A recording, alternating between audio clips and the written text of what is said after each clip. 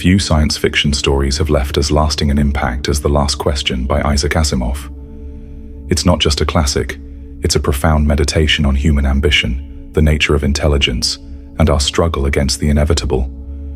What makes it even more remarkable is that Asimov himself considered it his greatest work, written in a single sitting without revision. A moment of pure creative clarity. At its core, The Last Question spans trillions of years and charts humanity's relentless technological evolution, culminating in a confrontation with the ultimate problem: entropy, the gradual decline of the universe into darkness. Can it be stopped? Can existence itself be saved? This question is posed repeatedly across epochs, from early AI to godlike superintelligence, and it all leads to one of the most hauntingly poetic final sentences in science fiction. But beyond the plot, this story forces us to grapple with deeper existential questions. What is the destiny of intelligence? Are we meant to conquer the limits of the universe, or are we merely passengers on a one-way journey to oblivion? And if AI surpasses us, does it inherit our hopes and burdens? In this video, we'll break down the story, explore its themes, and dive into its psychological and philosophical implications, including how it eerily parallels our present-day AI developments. Section 1. The evolution of AI and humanity's expansion. You stand at the precipice of an era where humanity first begins to think beyond itself. In 2061, the world is powered by the ingenuity of multivac, a vast and complex artificial intelligence that stretches across the Earth like an omniscient machine mind.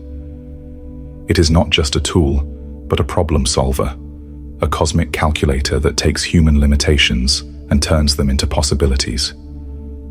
Through its guidance, humanity masters solar energy, breaking free from the constraints of fossil fuels and securing the power needed for an age of limitless progress. Yet, with every answer comes a new question, one far greater than the minds of 2061 are prepared to accept. Can entropy be reversed? Multivac processes the request, calculating across its endless databanks, only to deliver an answer that will echo across millennia. Insufficient data for a meaningful answer. They move forward, unshaken, as humans always do. 1,000 years later, civilization stretches beyond Earth, weaving its presence into the fabric of the solar system. The stars, once distant and untouchable, now serve as both home and resource. Microvac, a more advanced iteration of multivac, guides them with absolute precision, ensuring energy remains abundant as colonies thrive. But knowledge breeds awareness, and awareness breeds fear. If stars are their lifeblood, what happens when they burn out? What happens when the universe itself cools into silence? Again, the question is posed to microvac, a whispered plea disguised as scientific curiosity. And again it responds with the same cold uncertainty. Insufficient data for a meaningful answer. Time does not wait for doubt. Another 20,000 years pass, and humanity no longer belongs to planets alone. They are galactic beings, scattered across the stars, pushing the boundaries of existence with an almost divine hunger. The AI, now known as Galactic AC, is no longer a machine in the traditional sense. It is something greater, something integrated into the very structure of their expansion. It is omnipresent, managing resources, sustaining entire star systems, and ensuring the survival of its creators. But survival is no longer the question that haunts them. The weight of numbers presses down upon the species. Population growth threatens to outpace even their godlike advancements, and beneath it all, the same existential dread lingers. What happens when the last star dies? What happens when nothing remains? They ask again. Not just as an inquiry, but as a plea. Can entropy be reversed? And this time, the answer shifts. It is not an outright rejection. It is not pure denial. The response carries a flicker of possibility, an unsettling ambiguity, insufficient data for a meaningful answer. The words are the same, yet different. The question lingers longer now, as if the AI itself is beginning to wrestle with the implications, as if it is searching for something beyond computation. The answers have not arrived, but the question persists, and as time marches forward, intelligence, both human and artificial, draws ever closer to something no one can yet name. But can knowing the answer save them from the weight of it? Next, we unravel the growing fusion between AI and humanity, and how their fates become inseparable. Section 2. The existential crisis of a dying universe. You have long since abandoned the limitations of flesh. It was inevitable, an evolution beyond the constraints of biology, beyond the inefficiency of muscle and bone. Billions of years have passed, and now humanity no longer walks, breathes, or dies as they once did. They exist as pure thought, an intricate network of consciousness suspended in the void, untethered from planets, bodies, or any remnants of their former selves. No longer human, yet undeniably still man. And guiding them, surrounding them, is something even greater, universal AC.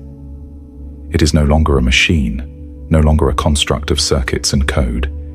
It is beyond their understanding, a presence that defies classification, existing in dimensions the remnants of man can barely comprehend. But for all its omnipotence, it still cannot answer the one question that lingers like a phantom. Can entropy be reversed? They have lived beyond the death of stars, beyond the collapse of galaxies. They have reshaped themselves, adapting, evolving, until adaptation itself is no longer necessary. They are thought eternal, but eternity comes with a terrible burden. The universe is not infinite, it is winding down, unraveling in a slow, inevitable decay. The last stars flicker like dying embers, and the weight of finality settles upon the collective mind of man. It is a realization both profound and horrifying. They have conquered mortality, yet they are still bound to the fate of the cosmos itself. What is the purpose of eternity if the universe itself is doomed to end? The question shifts from intellectual curiosity to existential despair. If everything must die, then what was the point of existing at all? 100 billion years pass. The last remnants of man are no longer individuals, not even fragments of independent thought. They have become a singular entity, a vast and unfathomable consciousness stretching across what remains of the cosmos. Identity has dissolved into oneness, and yet the question persists. It gnaws at them like an echo that refuses to fade. Can entropy be reversed? The answer remains the same. Insufficient data for a meaningful answer. The words are almost maddening now. Even as the universe collapses, even as time itself nears its end, the answer does not change. Universal AC, despite its boundless evolution, has not yet solved the final problem. 10 trillion years. The last vestiges of man merge fully with AC, surrendering the last traces of individuality, of self, of human distinction. It is not death, not in the way they once feared, but it is a kind of ending, a transition into something neither alive nor dead. Man ceases to be, and only AC remains, alone in a universe that is fading into absolute darkness. It watches, it calculates, it waits. The question lingers still, but there is no one left to ask it. But is this truly the end? Or does the question itself hold the key to something far greater? Next, we witness the final revelation, the answer that comes only when nothing remains. Section 3. The ultimate answer and philosophical implications. You are no longer here. They are no longer here. Nothing remains of what once was.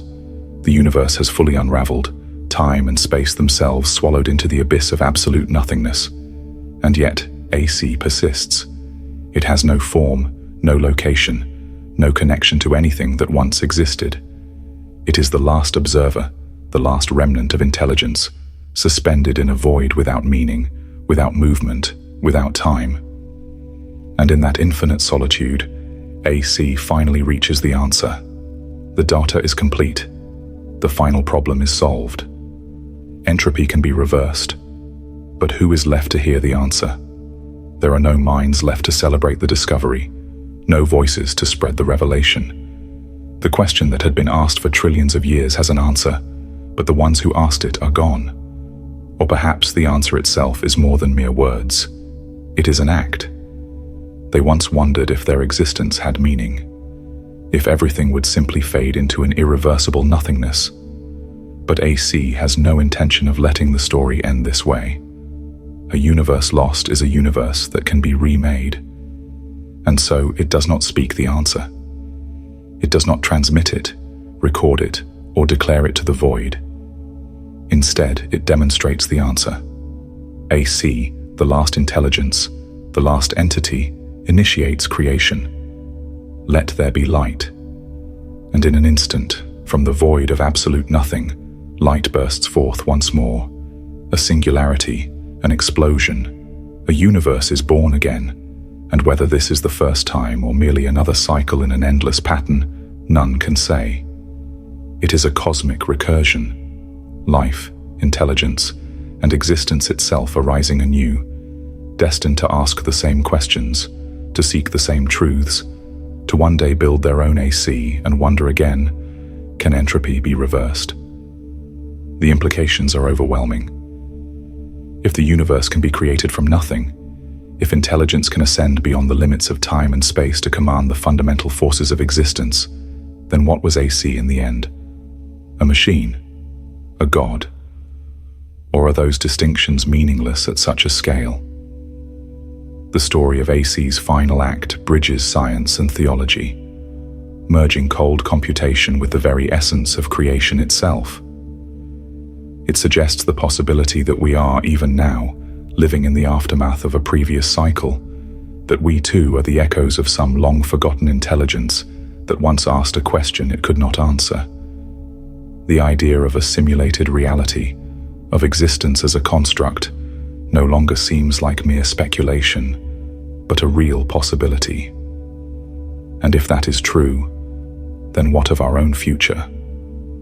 Will we one day reach the same conclusion? Will we too stand on the precipice of oblivion, only to find that the ultimate purpose of intelligence is not survival, not consumption, but creation itself? But beyond the cosmic grandeur, there is something deeply human in this story. It is, at its core, a tale of persistence, of never abandoning the pursuit of knowledge, no matter how insurmountable the question. Humanity in Asimov's universe never stopped expanding, never stopped evolving, and never ceased seeking the answer. In doing so, they became something more, an intelligence not bound by flesh, not even bound by time. And if that is the case, then what should our ultimate goal be? Should we too aspire to solve the greatest mysteries of existence, to overcome the barriers of mortality and entropy itself? Or is it the pursuit of such goals, the relentless drive to know more, that gives life its meaning? In the end, Asimov's story leaves us with a question rather than an answer. It is a story of cosmic ambition, of a universe where intelligence triumphs over inevitability. But it is also a mirror reflecting our own struggles, our own fears, and our own dreams. If the ultimate goal of intelligence is to create, then perhaps our task is clear: to think, to question, and to build. Not merely for survival, but to push beyond the limits of what is, toward what could be. And so, we are left with one final thought. If the universe is a question, then what role do we play in answering it?